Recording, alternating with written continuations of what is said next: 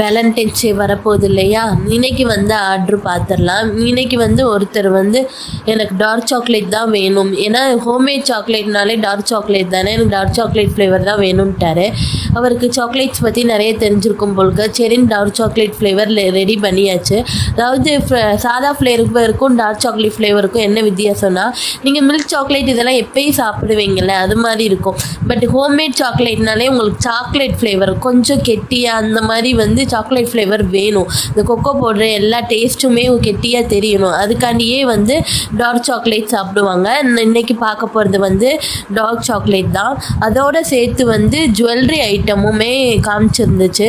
குந்தன் ஜுவல்லரிலாம் காமிச்சு கொஞ்சம் ரேட் கூட இருக்கு தான் காமிச்சது. அவர் வந்து ரேட்டெல்லாம் பிரச்சனை இல்லை, ஆனால் வந்து குந்தன் ஜுவல்லரி வேணாம், சிம்பிளாக எலிகண்ட்டாக இருக்கணும், எனக்கு இந்த பாசி வைக்காமல் இருக்கணும்னு சொல்லிட்டாரு.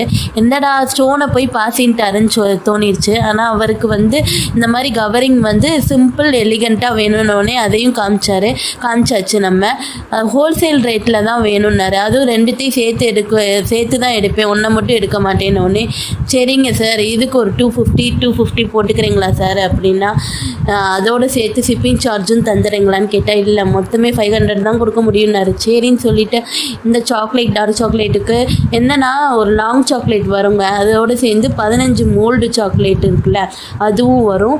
அது ஒரு 250க்கும், நம்ம ஜுவல்லரி செட்டு ஒரு 250க்கும். அதாவது சாதா ஜுவல்லரி மாதிரி இருக்காது, கொஞ்சம் வந்து இது வந்து கோல்டு மாதிரியே இருக்கும். அந்த ஷைனிங் வந்து உங்களுக்கு கிடைக்குங்க இந்த ஜுவல்லரி.